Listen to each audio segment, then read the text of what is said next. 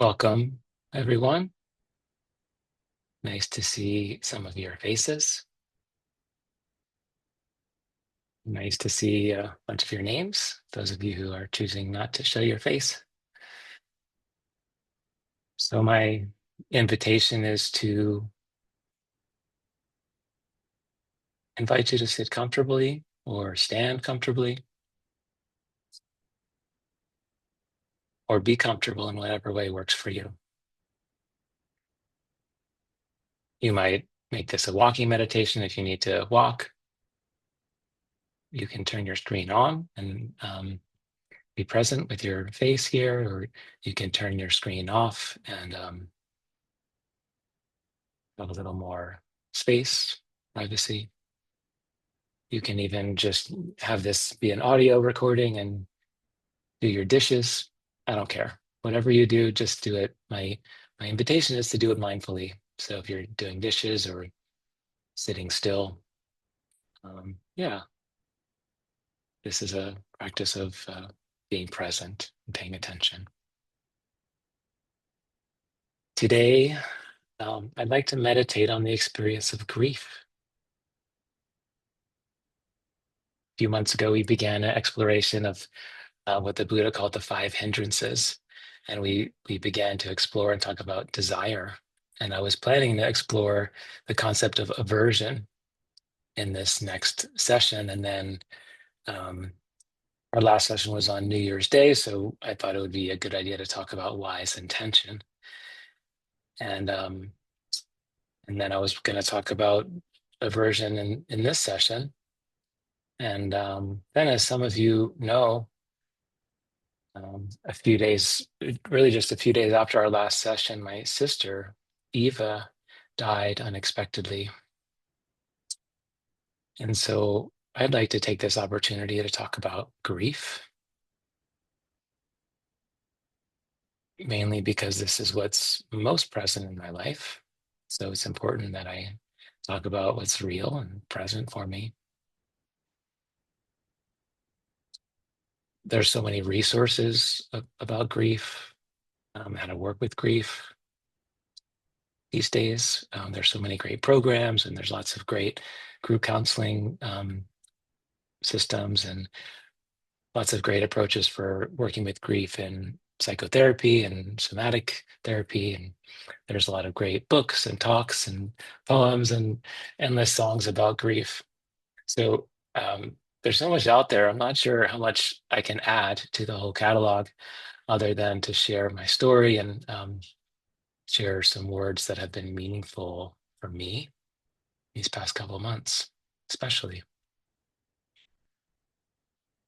Of course, this isn't my first experience with grief, and but it is the closest I've had been lost anyone this close before as a sibling, and my sister and I were close. So it has moved me and changed me in a way that's different than all the other times.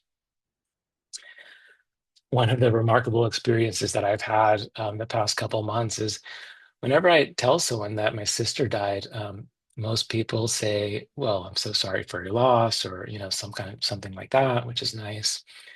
And then often it's followed up with something like, "Oh, well, when my sister died, blah blah blah blah blah," or "Oh, when my brother died, yada yada yada," or "When my wife died," or "When my husband died," or "wife died," or "child," um, and uh, it really touches something in everyone, and it kind of connects. It seems to really connect people with their own grieving experience.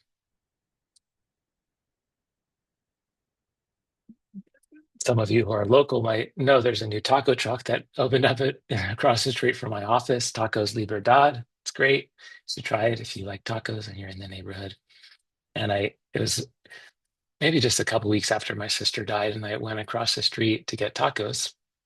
And the guy who owns the truck, who's the chef, he was taking my order, and he innocently asked me how I was doing. And so I told him. I told him my sister just died, and I was in tears, um, and he was, very sweet. And it turns out, um, he lost someone recently in his family, but he was talking about it with one of his good friends who was one of a patient of mine. And I hadn't seen this guy in a couple of years, but I had worked with him extensively when his wife died. And so the taco guy tells my patient the news that my sister died. And my patient, he makes a special trip to my office to check in on me. And he said the simplest and most perfect thing. He said, I know your pain. Well, no, I don't know your pain, but I know how painful it can be to lose someone you love. And he said, you were really there for me when my wife died. So if there's anything I can do to support you, let me know. And I was just like, really touched by the simplicity of that sentiment. I don't know your pain, but I know how painful it can be. I'm so moved by this abundance of empathy and compassion that everyone has shared with me in my process. And it's just really touching how there's something so comforting for us in knowing that we're not alone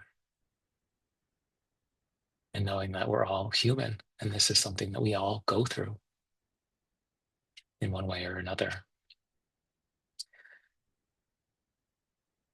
There's a wonderful teacher, Sabanfu Some. She's from the Dagara tribe in West Africa, and she teaches spirituality from her tradition. And in her tribe and her family, the people, they see it as a necessity to grieve, and it's really encouraged. And she says, when I grieve, I'm surrounded by my family, reassuring me that the grieving is worthwhile and that I can grieve as much as I want. I love that phrase, that the grieving is worthwhile.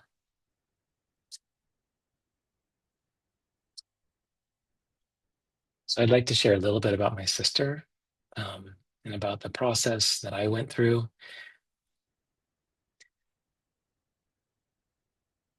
And I'd like to share some poems that have been meaningful to me. And then we'll do a little practice together without words, or with fewer words, I hope. So my sister Eva, she died of a rapid onset of an autoimmune condition called HLH, which stands for hemophagocytic lymphohistiocytosis. My understanding of the ancient Buddhist texts is that in order for Eva to transcend the karmic cycle of reincarnation and to be truly liberated, all she has to do is she gets to the pearly gates and she has to say that 3 times fast out loud. Hemophagocytic lymphohistiocytosis. It's not easy, but then she'll be free, I think.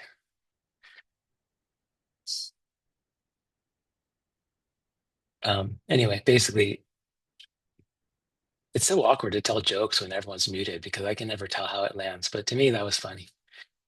And Eva would have thought it was funny. So even if you didn't laugh, it's okay. She would have laughed. So essentially, our this is a condition where our bodies, um, our histiocytes and our lymphocytes, which are types of white blood cells, they become hyperactive and they attack the body and they attack the blood, other blood cells, and um, it creates massive inflammation in all of the organs, and all the organs stop working. And it happened very fast for her. Um, and fortunately, I was there. My immediate family was all there when she died. And that was my first experience actually being with another human when they died. I've been with a lot of people close to death and in their dying process. Um, but I was never there in the moment until there with my sister. So it was really kind of an incredible experience. And so we were all surrounding her and holding her and loving her, and she really uh, wanted it that way. And it seemed like she was waiting for us all to be there and to hold her through the process. And obviously, we're all devastated and heartbroken. And also, there's an aspect that was really peaceful and as beautiful as death can be. and she was really clear that she wasn't in pain, and she was in a very peaceful place and feeling like clear and at peace with her life, which is incredibly beautiful to witness someone who is that clear and at peace. And she spoke on her final day that we were with her. She was really in an altered state and mostly had her eyes closed and wasn't really present in the room, but she would muster up a lot of energy and open her eyes and she would say, "I love you." And she said that like 1,000 times that day. And then she would go back into this kind of trance or this deep sleep. And then she'd kind of muster up some energy and open her eyes and look around at all of us. And she'd say, "Thank you."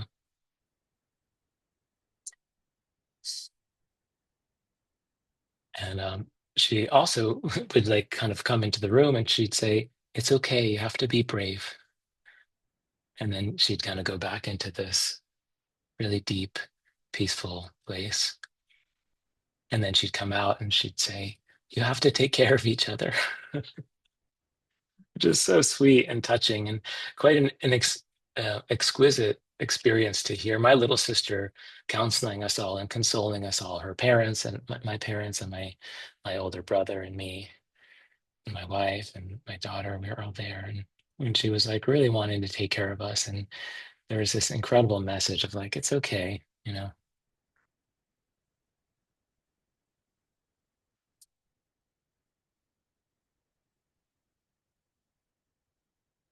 Jack Kornfield was giving a Dharma talk, and he said to um, his group of students, "How many people have been affected by some big change that's happening in the world?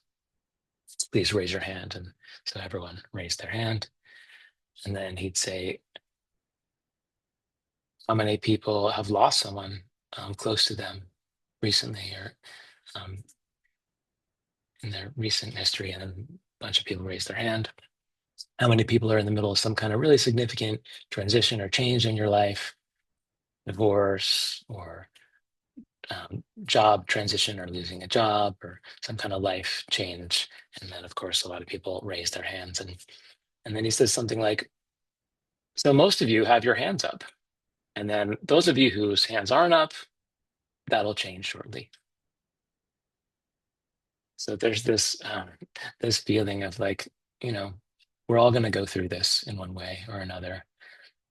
We all have, and if we haven't, it's coming. You know, change is the inevitable. Suzuki Roshi says, "When we realize the fact that everything changes and find our composure in it, that's the fruition of practice."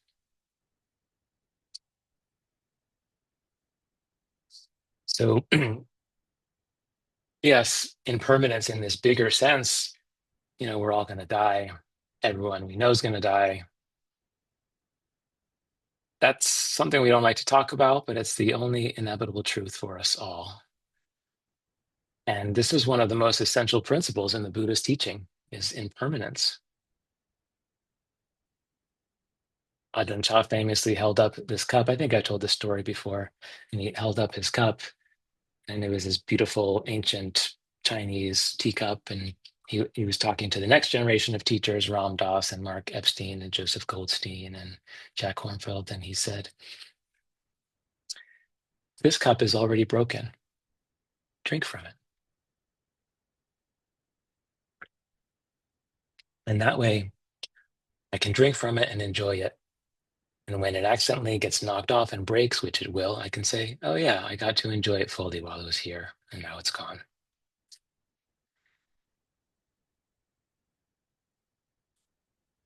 So of course, this teaches us to be present with what's here.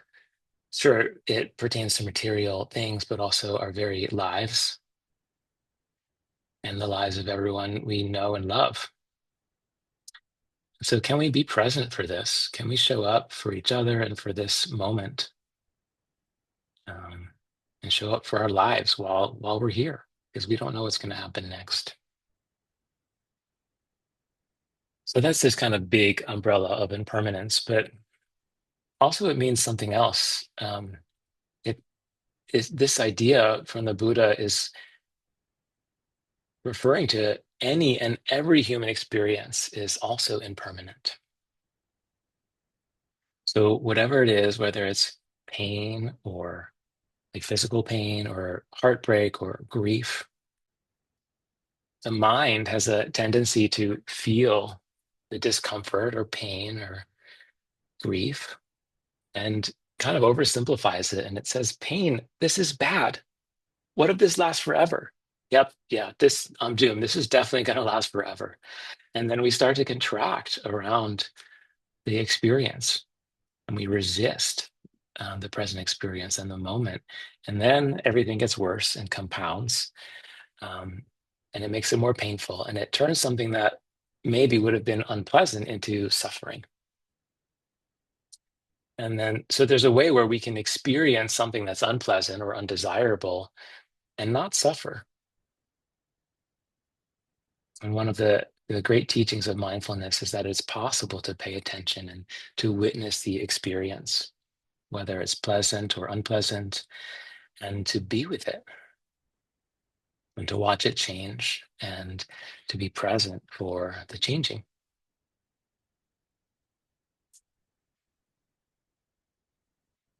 So in my personal practice, in my formal practice, but also just in my practice in life, my informal practice as a human, I've been working a lot and noticing grief. And in the beginning, it was very all encompassing the first couple weeks, and then I began to integrate into my routines and my life, and so I'm going about feeling rather normal and peaceful or focused, and then bam, this huge wave of grief just knocks me over, and suddenly I'm in tears, or suddenly I'm bawling or wailing.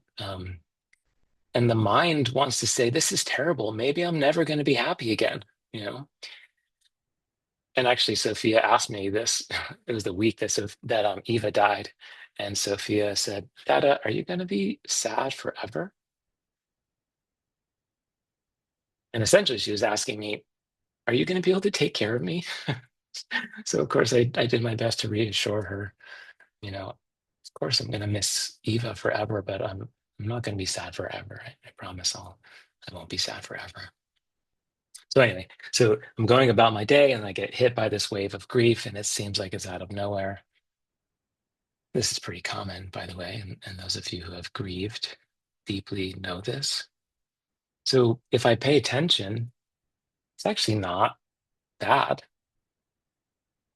And it sounds strange to say it, but some experience is actually unpleasant. Sure, it's unpleasant, and some of it can be pleasant.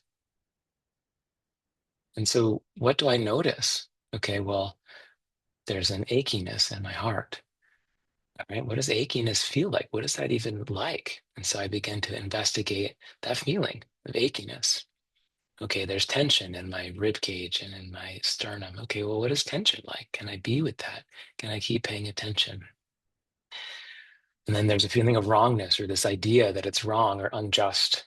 What does injustice feel like? And there's anger and rage and sadness.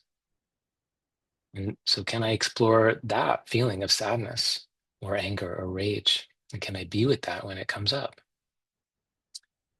And then there's a feeling of warmth and tingliness in my body. And then there's tears or sobbing. And then the tears themselves, oh, it's actually kind of pleasant. It feels good. Tears coming down my face. Sobbing, there's this big emotional relief. And there's like a feeling of letting go, this rush of endorphins. I feel alive and I feel really clear and blissful. And then I feel guilt. And how can I feel so good and pleasant when my sister just died? What is it? Is it okay to feel good? And then, okay, there's guilt there. What is it? What does guilt feel like? Well, okay, can I explore this feeling or thought or emotion that we call guilt? Well, that's not too bad either. Okay, there's tension and there's warmth, and then so it just goes on and on and on. And we can keep paying attention to the next moment and the next wave. And it happens so fast. it changes so fast in each moment. Like every like individual experience, it doesn't last for very long. So this is also the teaching of impermanence. And the more we pay attention, the more we see that clearly, that everything is, you know, is fleeting. And it helps us witness it without kind of holding on or grasping. It helps us witness it without resisting or pushing away.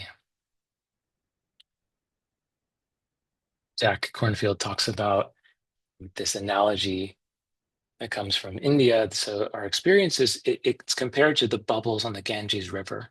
So the ancient texts say if you watch the bubbles floating along, they appear for a certain time, but if you examine them, they're without substance. So it's here and then it's gone.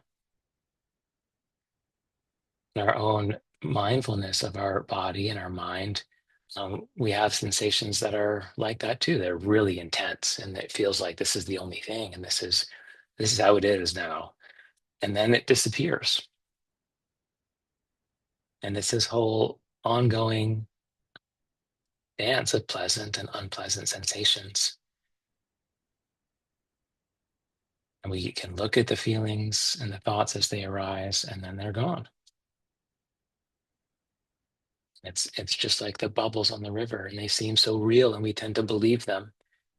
And we get inside them, and then we live this whole drama inside of our experience, and then it like disappears. And then Jack says, and then we think, what's for lunch? Maybe I'll get tacos today.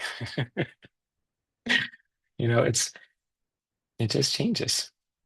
So can we can pay attention and we can witness it all. And sometimes we can't. Sometimes it's really all too much.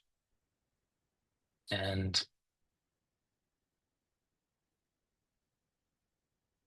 I'd like to suggest that even when we can't, when the feeling is too big or the pain is too much or the heartache or the grief is too much, um, we can honor that too muchness, and we could mindfully notice that we're overwhelmed and this is too much. And we can give ourselves a break, and we can choose to take a break from all that paying attention and all that feeling and experiencing. So there's a couple terms that come from somatherapy, from Peter Levine and Bessel van der Kolk. So there's a term called titrating, which is like you're getting little drips, and pendulating, which is this idea of it, it's a pendulum that goes back and forth. So one of my mentors, Nico Hasa, he talks about the words that he uses for titrating is it's like taking small sips. So can I titrate this experience? Can I take a small sip and then take a break, give myself a break? And it's this similar idea with pendulating, but it's more gradual. You're kind of going in and out of the experience, and you kind of go into a difficult experience or a pain or a grief or a memory, and then you allow yourself to come out of it, and then you go have lunch or watch Netflix or play basketball or whatever you like to do, talk with a friend. So it's really healthy. And if we can notice when there's an impulse to not be with the difficulty and do something else in a conscious way, even if it means watching a movie, or something like that. Uh, if we can find ways to do it that are not self-destructive or not destructive to ourselves or our family or people around us, then obviously that's kind of ideal, to give ourselves a break in a way that's also healthy. And the good news is, whatever it is, the grief, the pain, it'll be there. It'll be there when we come back. We don't have to worry about it. It's not going anywhere. And we don't have to be in a rush to clear it all or to heal ourselves all at once, because it actually, we can't. I want to share a few poems.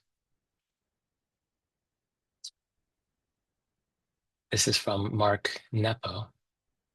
He says, "Everything is beautiful, and I'm so sad. This is how the heart makes the duet of wonder and grief. The light spraying through the lace of the fern is as delicate as the fibers of my memory. in the very center, under it all, what we have that no one can take away, and all that we've lost face each other. It's there, I'm adrift, feeling punctured by a holiness that exists inside everything.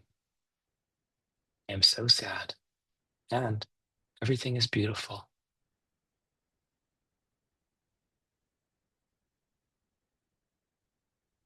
To me, this perfectly encapsulates this feeling of this mixture of pleasant and unpleasant and beauty and pain.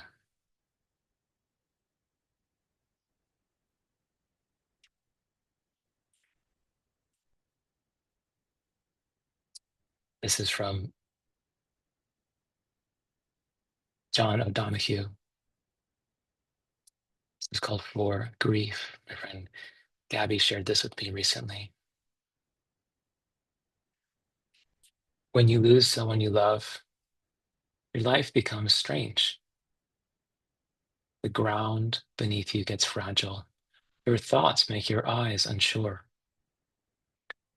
And some dead echo drags your voice down where words have no confidence. Your heart has grown heavy with loss.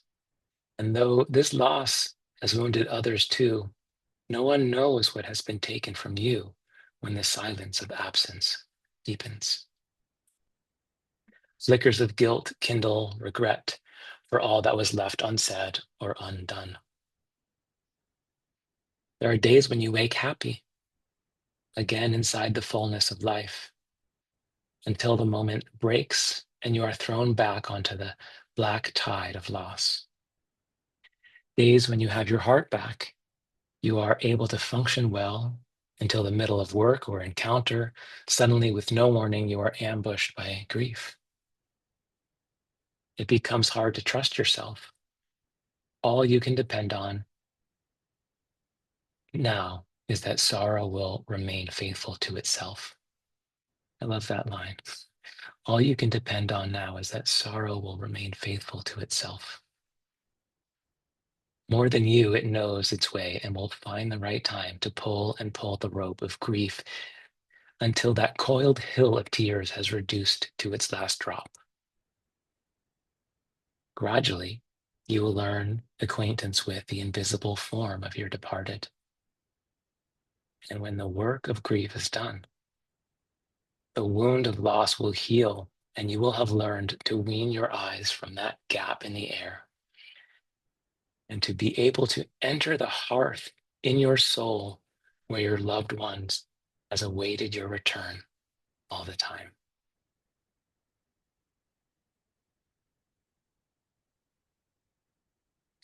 Be able to enter the hearth in your soul where your loved one has awaited your return all the time.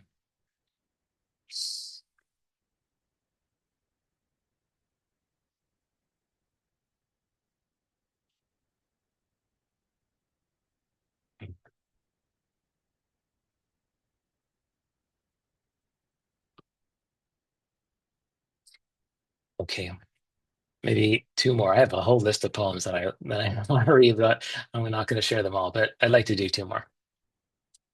This one by Mary Oliver, my favorite, in Blackwater Woods. Look, the trees are turning their own bodies into pillars of light, are giving off the rich fragrance of cinnamon and fulfillment. The long tapers of cattails are bursting and floating away over the blue shoulders of the ponds. And every pond, no matter what its name is nameless now.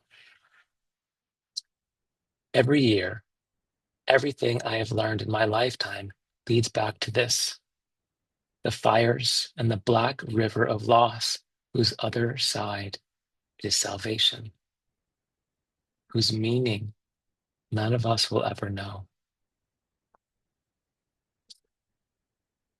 To live in this world, you must be able to do three things: to love what is mortal, to hold it against your bones, knowing your life depends on it, and when the time comes to let it go. So let it go.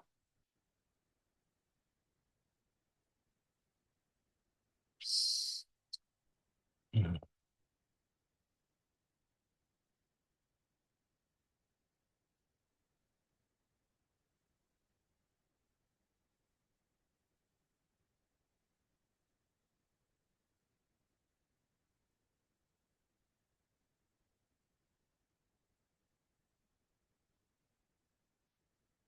Tara Brock tells a story about a Catholic priest and a Protestant minister and a rabbi, and they're discussing what they'd most hope people would say after they die. And it's their funeral, and their bodies are on display in the casket.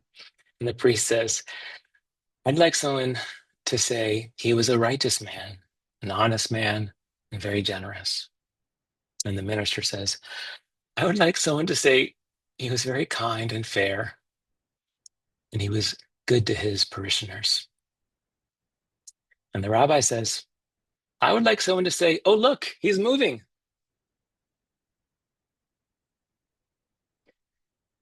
Yeah. Anyway, just that was a comic relief before this next one.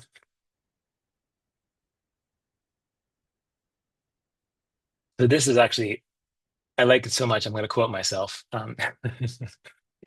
This is a poem that I wrote, I wrote it. I mean, I was driving home from my sister's death, and she died in a hospital in Santa Rosa.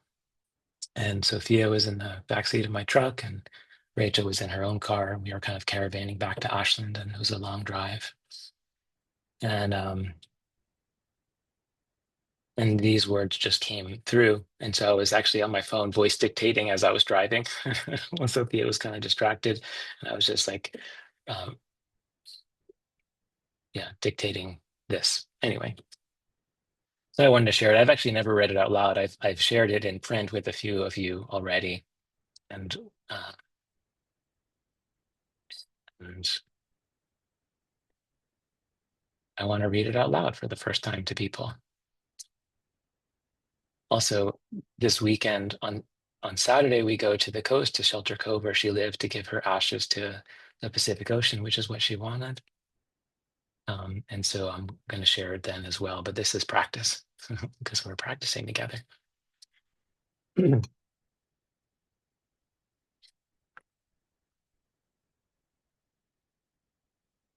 I'd like to just share this one more, and then we'll have some silence together and see what happens. Meditation on your death day for Eva. It amuses me that no one knows what happens when we die.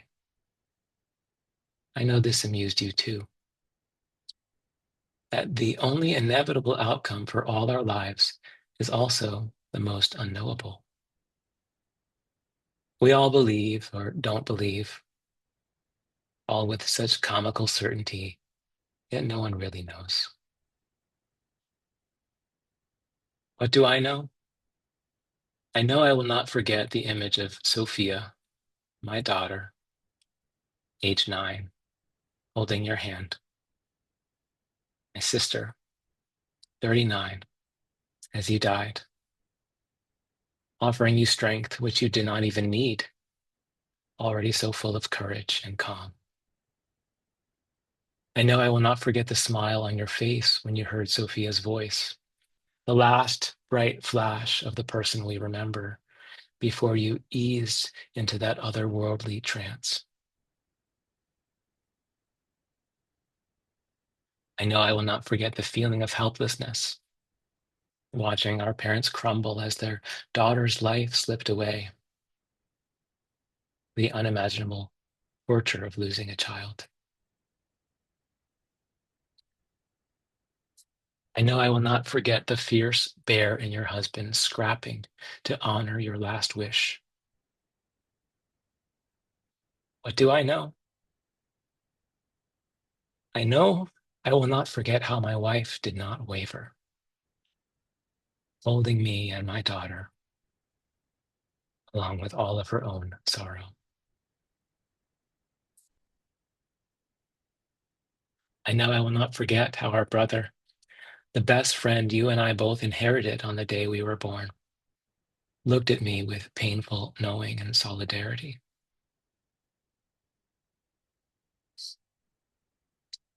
I know I will not forget wishing I could save you, my little sister, one more time. I know I will not forget the smell.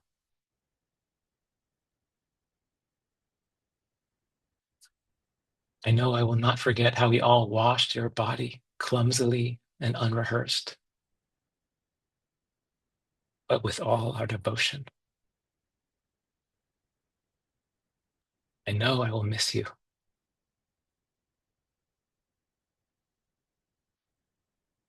What do I know? I think, though I'm not sure, the greatest gift is not a good life or a good death. I think the greatest gift is not to love deeply as you did, or to be loved by everyone as you were.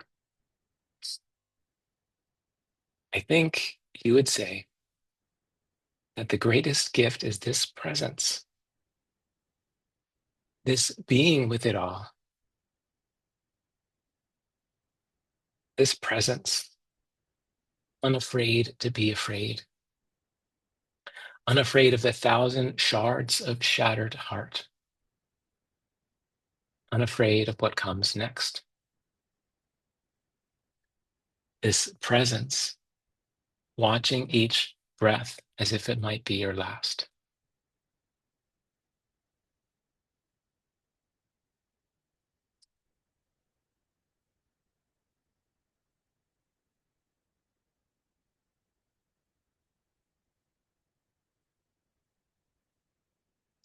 So again, I invite you to resituate yourselves if you need to. You can wiggle or make yourselves comfortable again.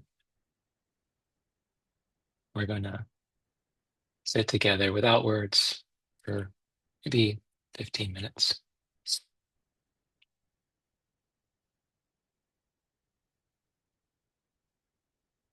If you would like to close your eyes, you may close your eyes.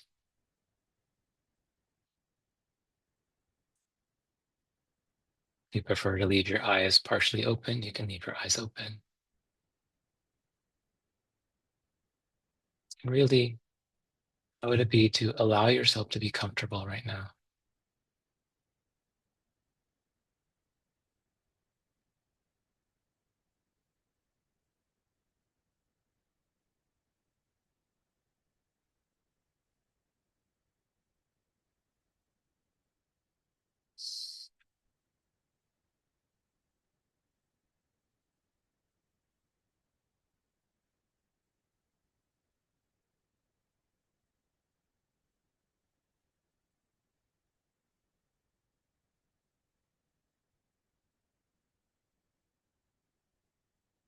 I invite you to find your anchor.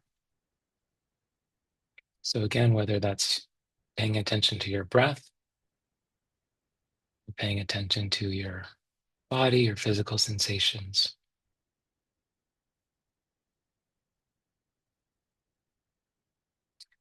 or paying attention to sound, whatever it is, let this be your anchor. And come back to this again and again.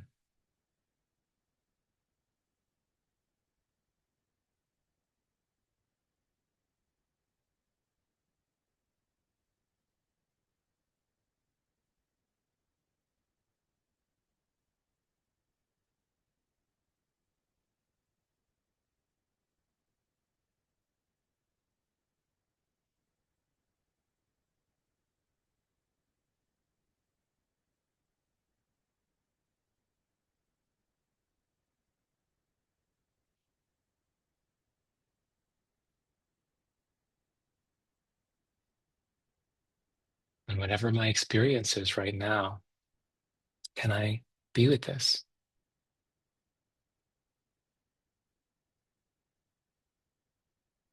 If there's emotions, sensations, memories, thoughts, can I be with this? Something was stirred inside hearing these poems or stories.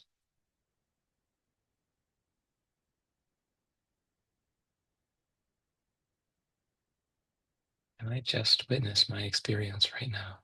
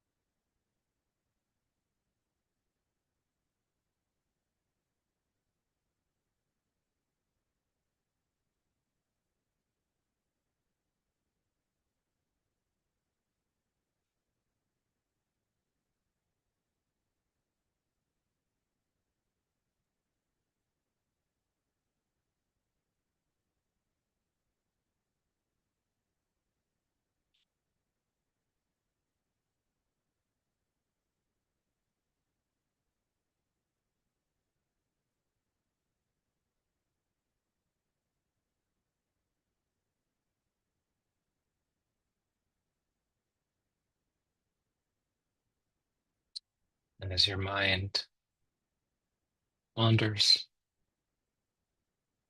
goes into a story, invitation is to come back to your anchor. And again, notice your breath. Again, notice your body or the sounds in the room.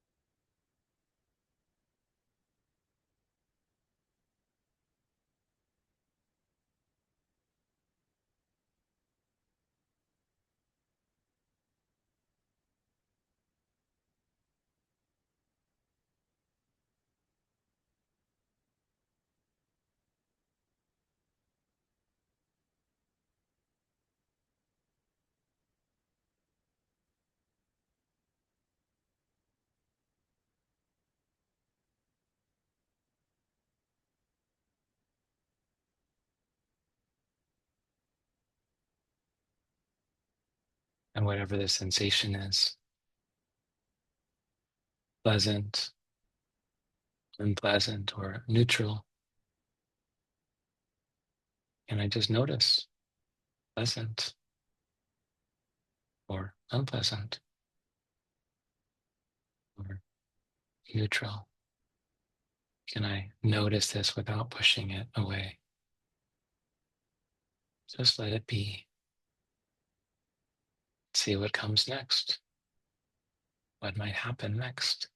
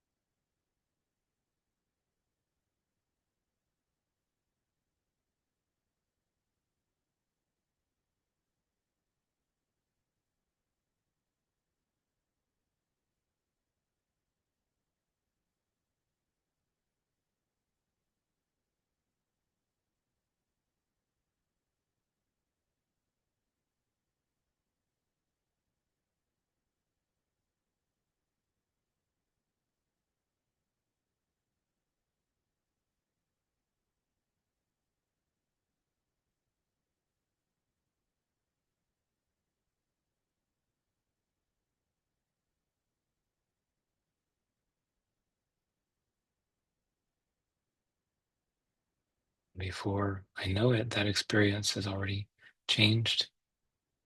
What's next? What happens next? Can I be with this? Never mind, whatever it is, can you just pay attention for this moment? And what is that like? What is that like for you?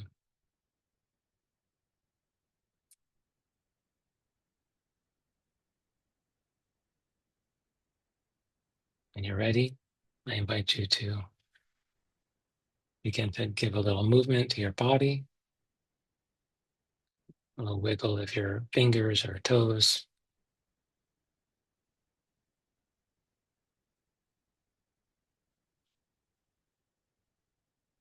your spine or pelvis and neck, a little wiggle if you wish. And if you're interested, you can open your eyes. You don't have to. I invite you to come back into this room.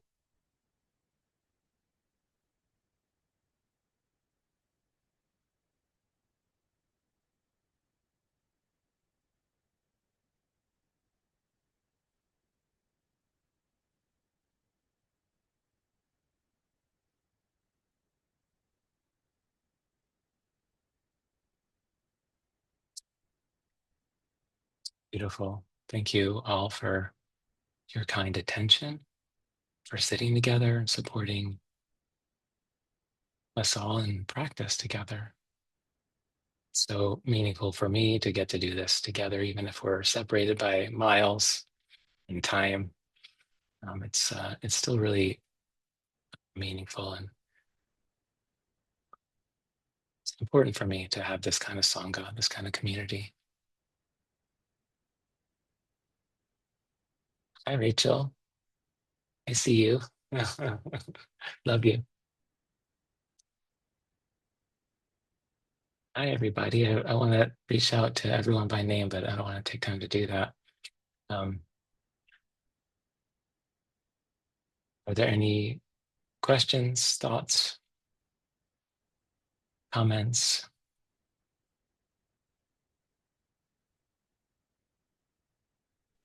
I want to thank you for sharing your experience with us, David. Thank you for listening, holding space for it.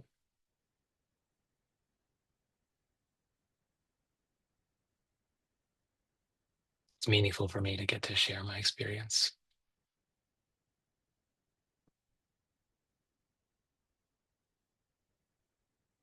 Okay.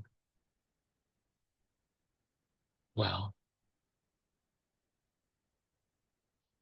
nice to be with you all. And yeah, we'll see you next time. Thank you.